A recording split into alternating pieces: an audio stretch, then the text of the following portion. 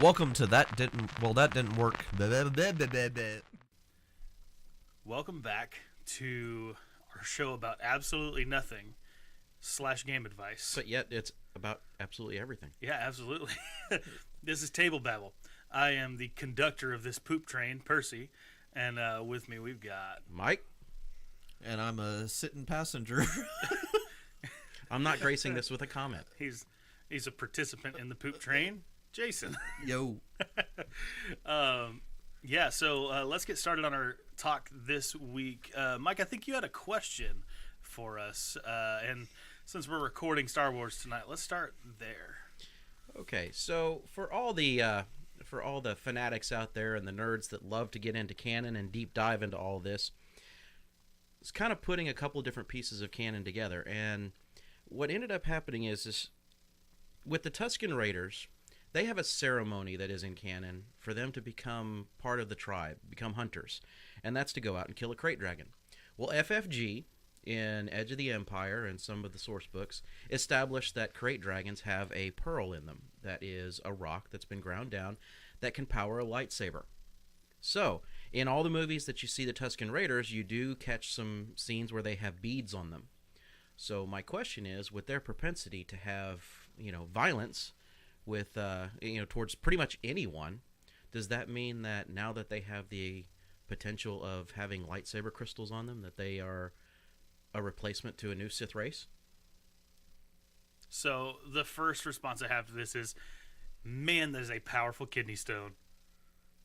I mean, how do you imagine these crate dragons are producing these pearls? Where do they come from?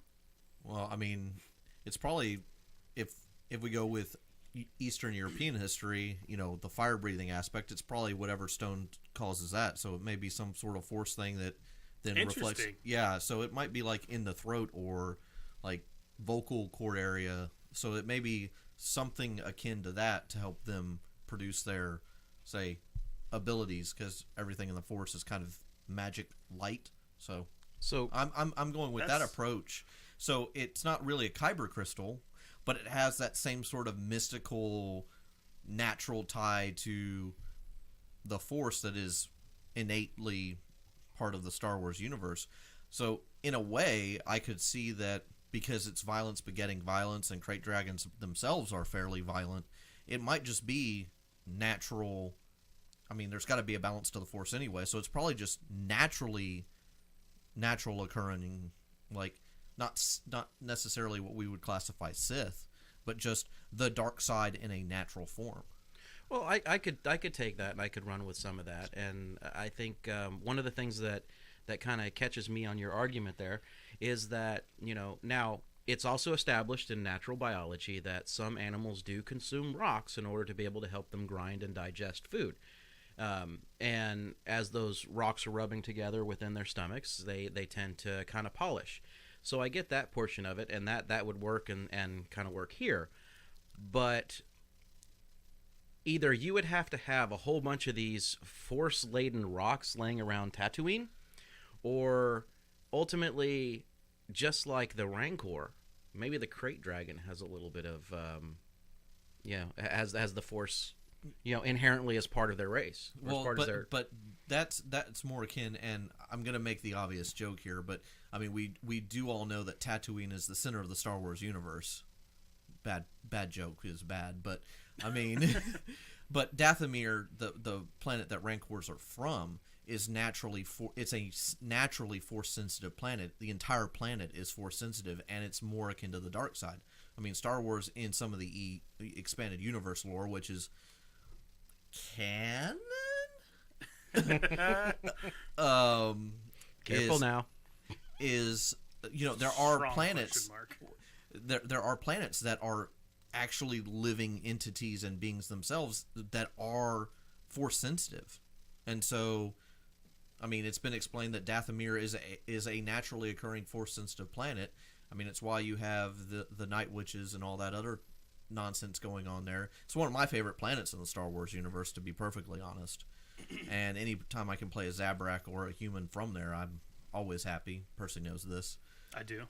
So, I mean, it's one of those things where, honestly, I don't see why it couldn't be, but Sith is kind of, they could become Sith, but I don't think they are inherently Sith. Well, it's all anger, it's all emotion, so that typically is part of the dark side of the Force. So that's kind of why I was saying that. Yeah, if you had said dark side, I would have said an unequivocal yes. But Sith is kind of where they would have to be trained. It would be more formalized, which... Well, I think Mike's point is that, like, a new Sith race, as in, like, there is, at least as far as, like, Star Wars The Old Republic, the computer game, has a race called the Sith, which is where the Sith religion sprung from. But as far as, like, the religion itself goes, like, you're right. I think Zabrak covers that more closely, but I think as far as a race that embodies this sense of power and spreading darkness over the galaxy, I do think the Tusken Raiders have one up on the Zabrak because they can more frequently travel. Like, they have more, like, the lore of Dathomir and the Night Witches and how the male Zabraks on Dathomir, like, they're kind of slaves, so there's less frequency of travel. And even, like, if you look at the Clone Wars cartoon, and I cannot remember her name for the life of me, but the one Night Sister that's, like, out and about, like, she's really the only one that you frequently see. For the most part, the Night Sisters stick to Dathomir. Well, I mean, let's be honest. The Night Sisters have canonically and even non-canonically been more sidelined anyway, because introducing that whole thing... I mean, they were a big part of the EU for a couple of the books and book series, but overall, they've always kind of been either background or sideline, mainly because, let's be honest, the Empire didn't want to have anything to do with them, and they sure as hell didn't want to have anything to do with the Empire. And when you consider Star Wars block, that's kind of the story that Lucas and everybody has told. So you kind of have to deal with it from that sort of grain of sand, grain of thought. But overall, sure. But because they've, like, you're like making like a it's the author's fart. It's the author's fart. It's all the right, author's poop fault. train conductor. Well, yeah, it is the author's fault. We're talking about a world that an author made. So you're right, yeah. Because George Lucas made a decision that the Night Sisters didn't want to have anything to do with the Empire. They're not travelers. Yes, but that doesn't change the fact But that they're George not Lucas travelers. didn't write any of that, so that's Well, part. but you know what I mean. I do know what you're getting Right? at. No, that was extended canon that he had given creative license to. No, I agree, and that's the thing. Like, I think that it becomes depending on your point of view and your perspective. If we talk about just the FFG, Disney, Lucasfilms block, easily, I'm with you, Percy. I think the Tusken Raiders could be a Sith-like race, but I think they are more, they calling them more dark side, not Jedi, but basically dark akin, like the Force sensitive. yeah. But or like the dark elves in D&D, like they are predisposed to a categorization, but that doesn't mean they have to fit it. Sure.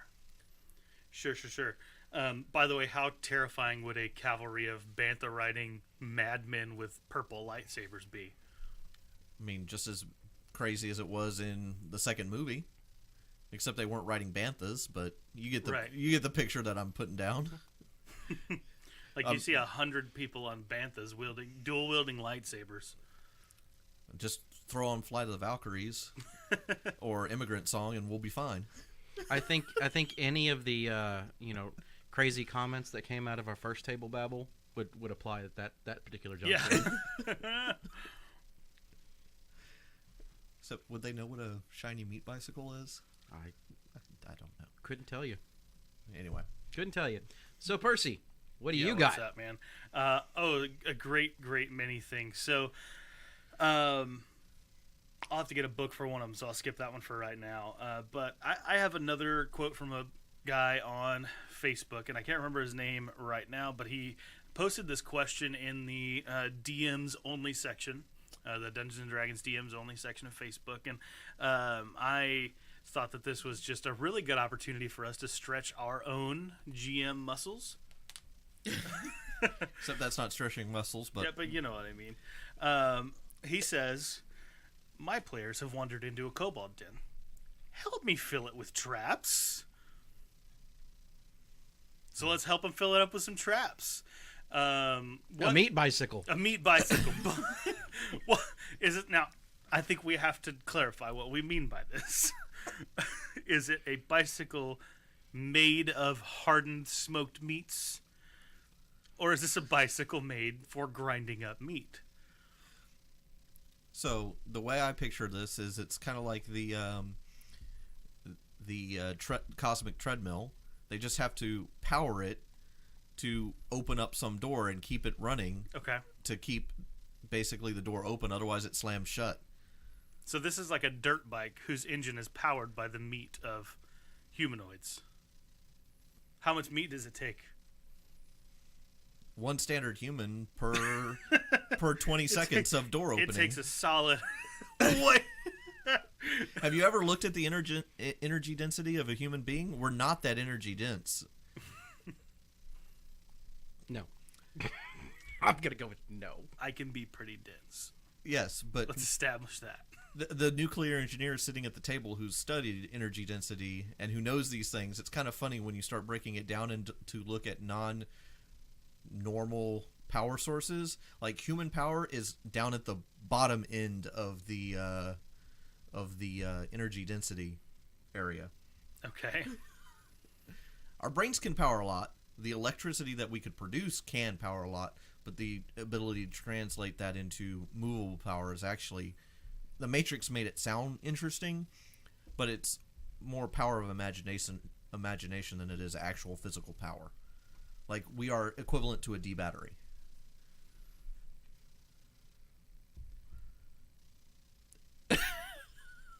How much imagination power does it take to power a meat bicycle?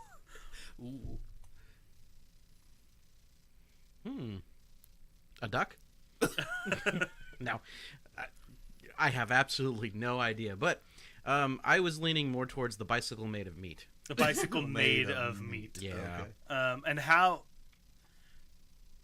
Is this a bicycle made of my meat? Like, I enter the room and I'm, like, ground up and turned into a bicycle? Like, what? How is this a trap? Everything you just said was a trap. I don't think there's an appropriate way to answer this that doesn't come off with a whole lot of latency in there. I told you at the start of the session, don't try to turn Percy on. I think you have with the meat bicycle comment. So let's just move on. All right, next trap.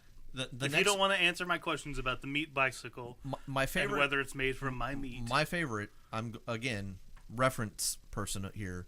Okay. I read the webcomic Ogloff. If any of y'all know that, you know what I'm about to bring up. It made an appearance a couple weeks ago on their page. It's the D&D Trap Setter Guide. Literally the trap is there's a bunch of rocks on the ceiling. There's cracks and forms that show up, and the party is about to open the door, and a goblin runs out and says, "Don't open that door." And the party asks, "Why?" He's like, "You trigger the rock fall trap that's above you," and they all look up and they see, the cracks and fairly obvious trap. Don't know what triggers it, but you get the idea. And he's like, "There's a secret door just off to your left. If you go through that, you'll be fine." That's in fact a pit trap, and they just fall to their death. And he's like, "Maybe someday I'll be in charge of a trap that I don't have to do a hard reset on." All right. So I think that webcomic paid us like $150,000, right? No. Oh. I thought we were setting things like that up. I thought that's where we were headed. I think that's a brilliant trap, though. Is to make them pay us $150,000 for advertising them on our podcast. No. Oh. And it would be Australian dollars, not U.S. dollars, by the way. What's the exchange rate? Not great. I don't know. I'm not going to. All right. Is that peso to U.S. dollar? I don't know. Something. So my favorite trap, and I don't think I've never sprung it on you guys, and maybe I kind of did. It wasn't really a trap. It's called Suddenly a Bear, where just in any situation, suddenly there's a bear. It's a pretty good trap, I think. You've nearly done that to us, but then he transformed it into a bull, and I exploded half a hotel. Yeah, but that was in a different game, different time. And then there was the Fallout episode where we came across a bear, And then there was a Legend of the Five Rings episode where we came across That was a not bear. a trap. I was very clear that you were hunting a bear in that episode. It's still a trap. The trap was how large the bear was. So, I guess if I needed to answer this particular one, truthfully, without going into the meat bicycle again, I would say put a female orc in there with with the point of view gun from Hitchhiker's Guide to the Galaxy. Ooh, nice. But is it powered by pound cake? I think we've discussed that everything in the Cobalt Cave is powered by human meat. Oh, so it would be literally a pound of flesh cake? Sure. We can go with that. Okay, so the point of view gun. What's the point of view that she's spreading? I think the obvious thing is like she's trying to seduce them, but I think it would be really funny if she was like D-Trump 2020. We agreed, no politics. It's not my. It's the orcs' political view. We agreed, no politics. Kanye West 2020. Uh-huh. Anyway, Pour one out for my homies. no, I think that the trap would end up being that since the point of view gun only works with a female's point of view hitting on the males, I think that the point of view would be that why do none of these men find me attractive? Why did none of the men find me attractive? And then And that's why she's angry. is the trap that they have to answer her? I think so. The point of view gun. Also, the room is a zone of truth. But did I fail to mention that she was also a barbarian that was going to go into rage based upon their answer? Nice. Okay. Very good. Now we've completed the circle. That's right. What else? I don't think that this room is full of traps yet. I still say the best trap is the one that is super obvious, like what you pulled with Rick. The article of clothing that looks stylish and is totally just sitting there innocently and unobtrusively there, but it's a cursed object or something like that. The obvious cursed object that Claire. That someone's going to pick up just because someone's going to pick it up. I've done it to you. You've done it to us. I mean, it's a perfect D&D trope, but it's fun to see what people try to do. Now, did you really know that I was going to pick that up? Yes. Okay. It's probably a good guess. I figured if it wasn't you, it was going to be Rick's character. I knew one of the two party members would have picked it up. He's way too careful. Even when he's careful, you saw what he did That's with true. Claire. He did pick Claire up And put it off on. the bench. That's true. That is very true. Sometimes D&D players can't help themselves. I think most of the time, it's probably more accurate.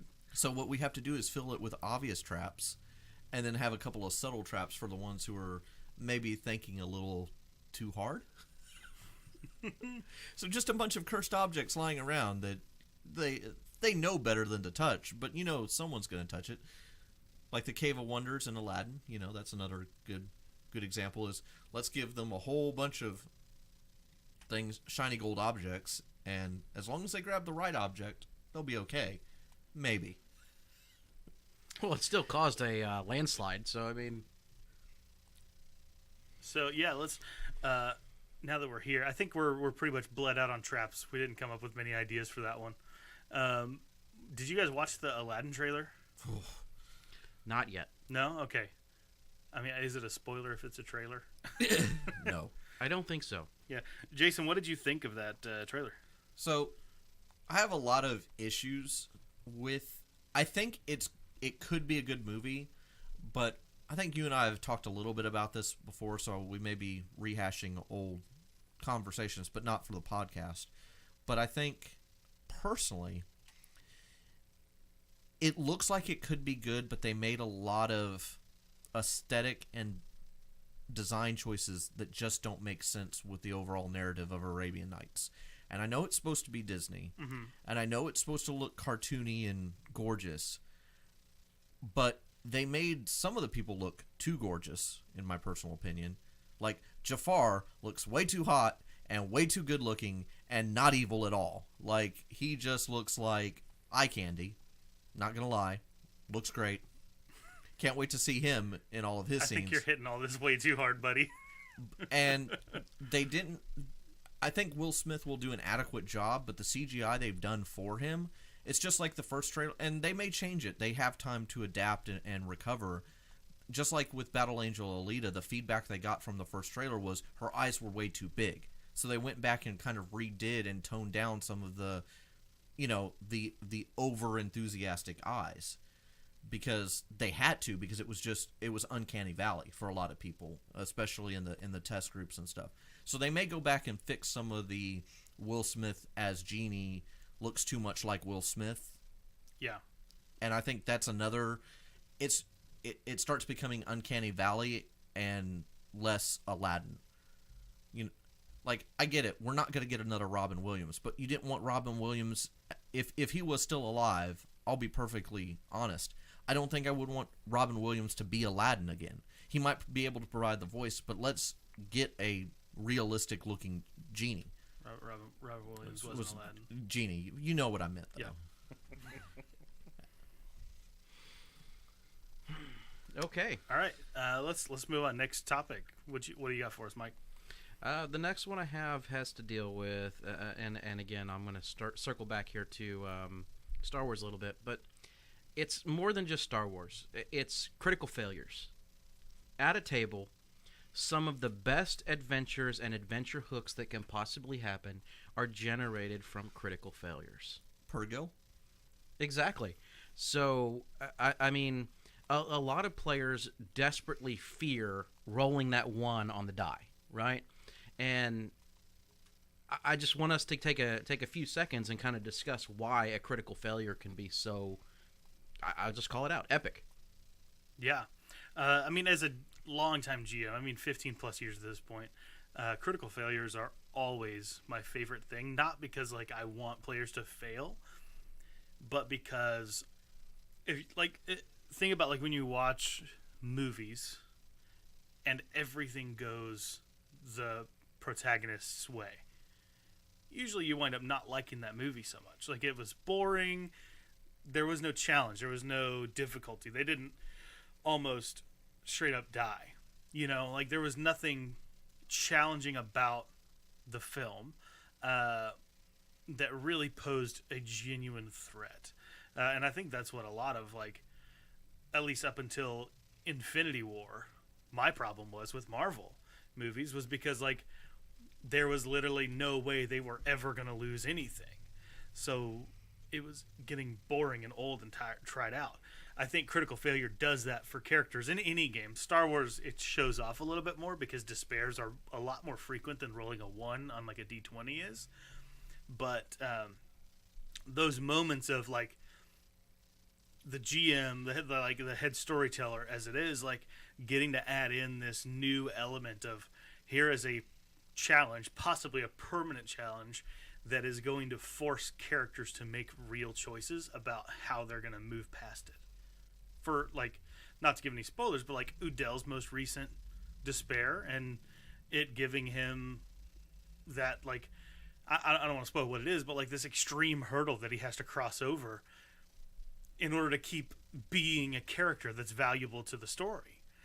It's things like that. That's why I love failures and despairs and critical failures so much. Right, and I'm right there with you, and that's kind of where I go, which is it's always fun to have this crucial success. It's always fun to have this grandiose situation that plays out with a critical success, right? But if you take and look at a critical failure for what it is, in every case, it has always been, this is a turning point in the story.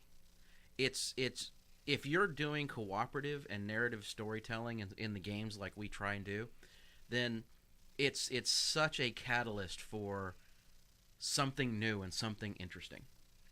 And I guess the challenge that I always run into is, it just seems to play out at the most awkward moments.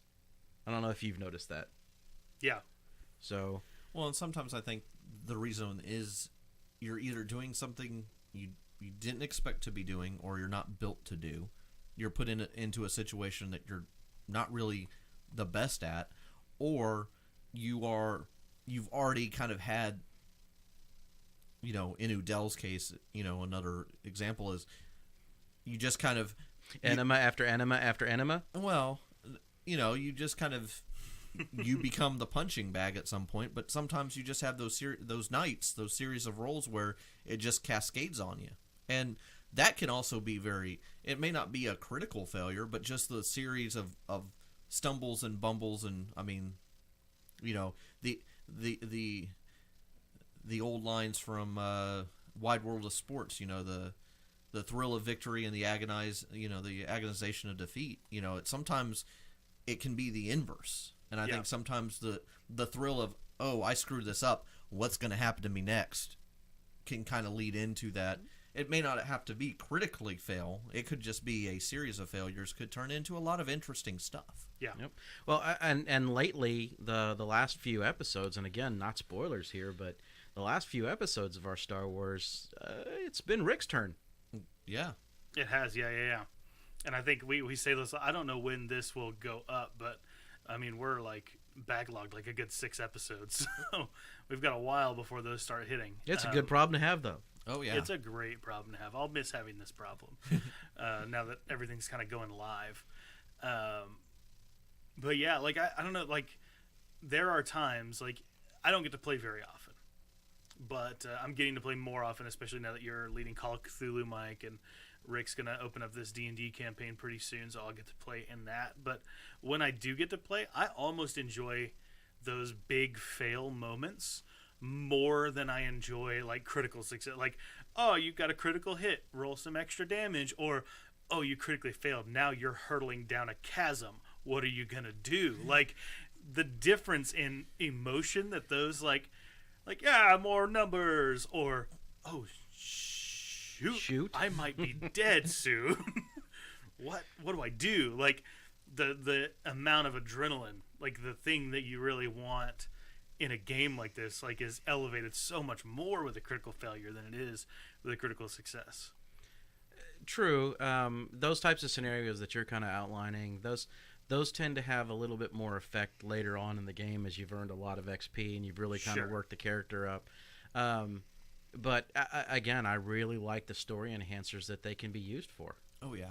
Yeah, for sure. Well, like, one of my favorites of all time was when Varho was still in our Star Wars party, and, like, he rolled that despair, and the despair was not like, oh, you made a mess in the living room. Like, it wasn't like, oh, you crapped yourself. It was, no, your, like, adopted dad has cancer.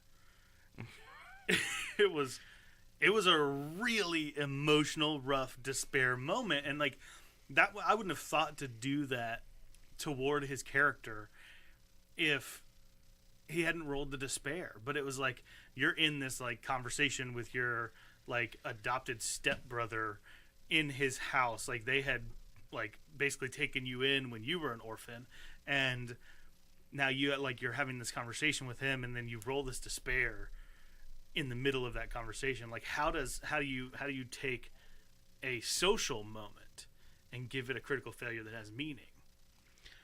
Yeah, and I think you kind of stunned us all at the table with that one, because if I recall, and it's been a while on that one, but if I recall, there was nothing but silence at the table for a good 5 to 10 seconds, where everybody's like, "Wait, did Percy just?"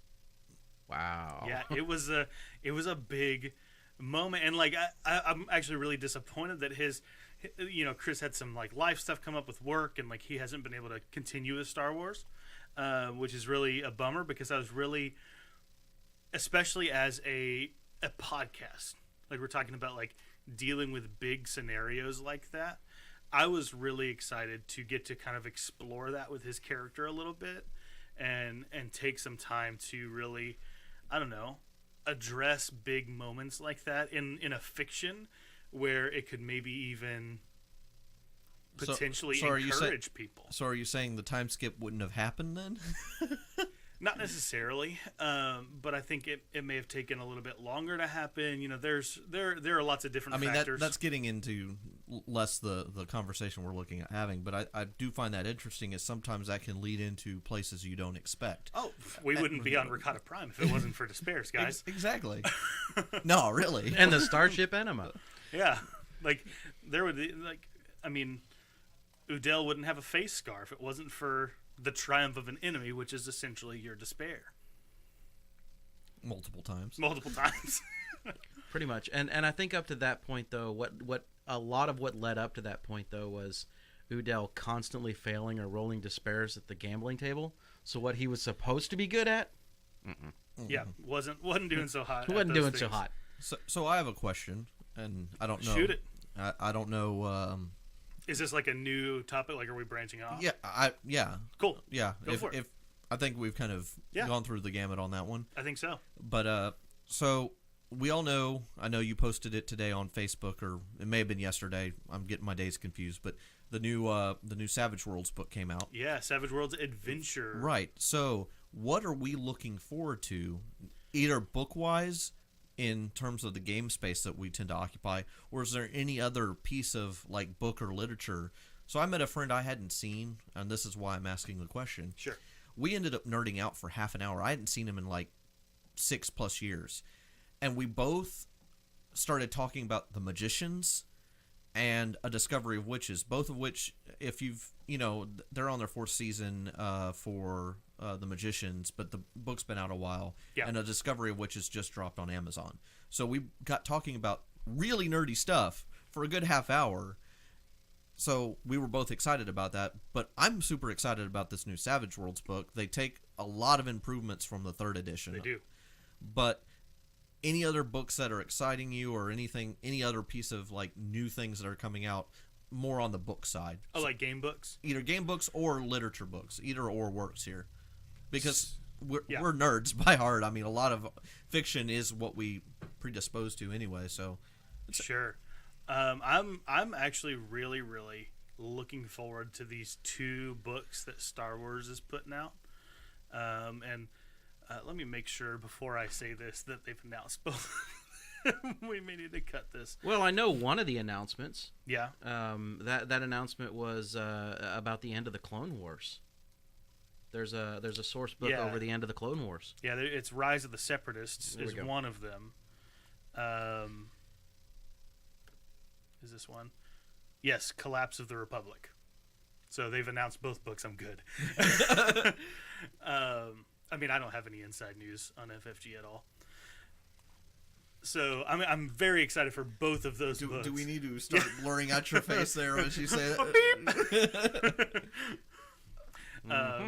Our GM, do the no face. Do the black silhouette and do the voice. Yeah. At Liberty Mutual. Yeah. I'm very excited for both of those books because I love the Clone Wars era. It's so fun, and like especially like Mike, as you're looking into doing these military campaign, like with your Age of Rebellion game coming up, I am very excited to get my hands on these books to see what kind of like Clone Wars era weaponry you'll let me use.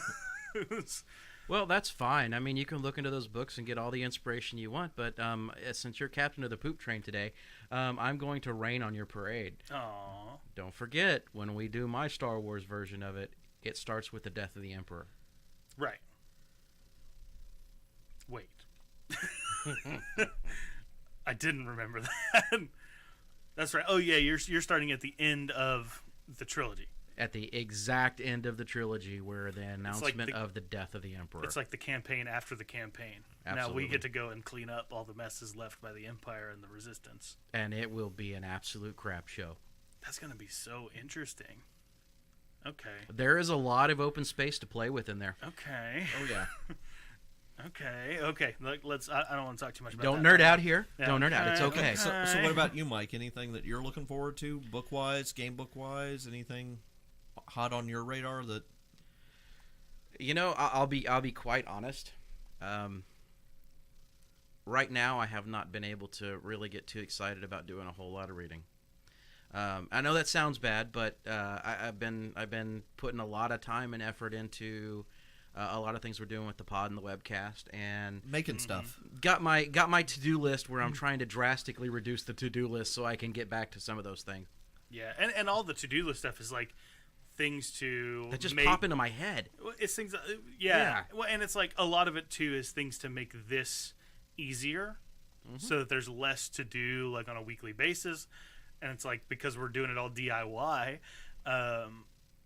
it takes some serious time and, and overlays, the artistic Yeah. work on the overlays. It's trying to get set up for our miniatures that are going to be in D&D. Relaying out the studio, those kinds of things. It's just it's kind of eaten into that time that I do have to kind of get out there and do the take a look at the books. But if I do have to say anything, I will say honestly the Rise of the Separatists is really I would like to see how it's written. I'd like to see what they are going to introduce to fill some gaps. Yeah, no, I think that would be interesting. I know it's been out a little while. I'm looking forward to Chris running Beanstalk. I think that should be super fun. But the next book I'd like to see, and I know FFG has plans on it. They don't have an announced release date, so we all know it's happening. But the next big Genesis book that I'm waited with bated breath for is the Twilight Imperium book. Yeah. I think that will be interesting. It'll be interesting to see how they do a generic, not Star Warsian, but very tactical space opera style. Yeah, it's very space opera. Yeah. Yeah. Which, personally, I think I would love to run like a Macross style game or a Gundam style game out of that, which could be a lot of fun. I think you can run a Gundam style game using Beanstalk. You honestly. could. Like, it's got all the things for like using a mech suit and how to build your own. But you get what I'm saying, like, because Gundam is more space opera style. I think. I think there could be a lot more of the talents and the nuance. You're right. Yeah, talents and stuff. You're right. That'll probably. So that's that. And I think there could be a lot more races. Yeah, you could have Mars and the Moon, lunar forces, because they already have that in Beanstalk. As long as we don't have 42 hours of Min Mei singing. Well, sorry, that is my only gripe about that entire series. Anyway, but those I'm looking. Send me hate mail. Come at me, bro. But I'm looking forward to those. I'm also looking forward to the new Savage Worlds book. I know that PDF just got printed to. I don't know if the full book is released. I just saw it on Drive Through RPG and was like, oh, that's mine now. Okay, so was that the full? So, did it's the full book. Okay, and they update their PDFs through like I'll get updated emails like, hey, this PDF is updated. Go download the new copy. Okay, so it's probably in a final beta, if not full release state. Yeah, I think probably they're printing right now. So like I've got the first release of Savage Worlds Adventurers League, which is going to be or whatever it's called. So I want to close out with this question, and Jason, this is definitely pointed directly in your direction. Let's get Lukia hitched. What would it take to wed that princess? Udell's an eligible bachelor. Udell is an eligible. In fact, any of our current contestants are available if desired. No thanks. What kind of? Are you specious? Yeah. What kind of bachelor is Lukia looking out for? Honestly. Or is she? Is she a strong, independent Onderanian woman that don't need no man? I honestly think it's a bit early for that because of all the other stuff. She's 20 years old. She's only got like so many good years left in them oaths. Wow. That may need to be edited. And I thought my barbarian statement was wrong. Hey, listen, I only know these things because my wife has been reminding me regularly lately. It's a trap! That's the trap in the kobold room.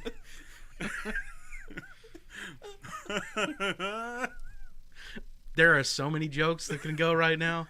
All of them inappropriate. Yeah, maybe we will edit that out. We did establish there was a female orc there. We did establish there's a female orc who is looking to get knocked up. Pretty much. The orc is wanting to. Why won't anybody like me? Not Mr. Right, but Mr. Right now. Mr. Right now. There's a dwarf out there somewhere for her. Because he likes huge women. His name's Kellenak. Actually, yeah. I can see Kellenak getting down. Yeah. Wow. We really digressed on that one, didn't we? Yep, we were talking about Lukia, and then we talked about Kellenak finding love in all the wrong places. Lukia was avoiding the question. That is true. I mean, honestly, as y'all all know, she's based off of Witcher lore, and the funny thing is canonically in the books, she ends up actually with Sir Gawain. Don't ask me how that goes. Just read the books. Spoiler warning, blah blah blah. But the games take place after the books. Gonna read the books. Well, that and the games take place after the books anyway, so it doesn't really matter what the canonical ending is. But I think it would take not someone to like sweep her off her feet type of deal. I don't see this as a Disney film type of situation. You know, I think it would just take someone who she can relate to / get along with. Do you think that she would accept an arranged marriage in order to solidify her influence on Onderon if and when she goes back? I think she spent too much time. She spent too much time away from the courts and just the way she grew up and the separatist movement and just everything that went on in Saw Gerrera and everything that's in her backstory. I honestly think it would take probably someone who's force sensitive, who gets where she's coming from along those lines. Not necessarily, I mean, she's not the right age for like the Skywalker twins. Right. She's too old for that. But I think there's other Jedi, at least in the EU, who would be about approximately same age. No one from the Empire because of a lot of obvious reasons.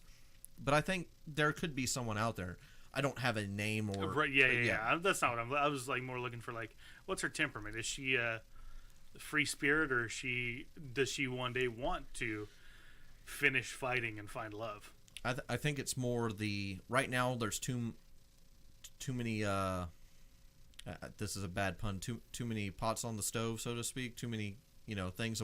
It's fine. I don't understand. Irons in the fire. Too many irons in the fire. Too many open books. Whatever sort of bad pun you want to apply there, but I think after things settle down, if there was like ever an after story of this arc, we could explore that space, but I don't think it would be more about getting back to Onderon or becoming, not necessarily, I forget what Queen Regent, because her grandfather would be old enough now. Yeah, I think that's what it's called when the still in power is too old to do daily functions, but they're still the top of the archy, if you will. Sure. I think it's called Queen Regent. She would become Queen Regent until her dad or her grandfather passed, and then she would be coronated as queen. So someone her age, someone that she knows, someone that's force sensitive. I already said it. Udell's ready. Udell's Except isn't Udell like 15 years older than her? Semantics. 8 or 9. Okay. All right. Well, I think that's going to be it for our table babble today. Join us next week when we go over with Jason what puns are, and we'll see you guys next time. Until then, keep on adventuring. Isn't Have it a good ironic? one. Which that song isn't about irony.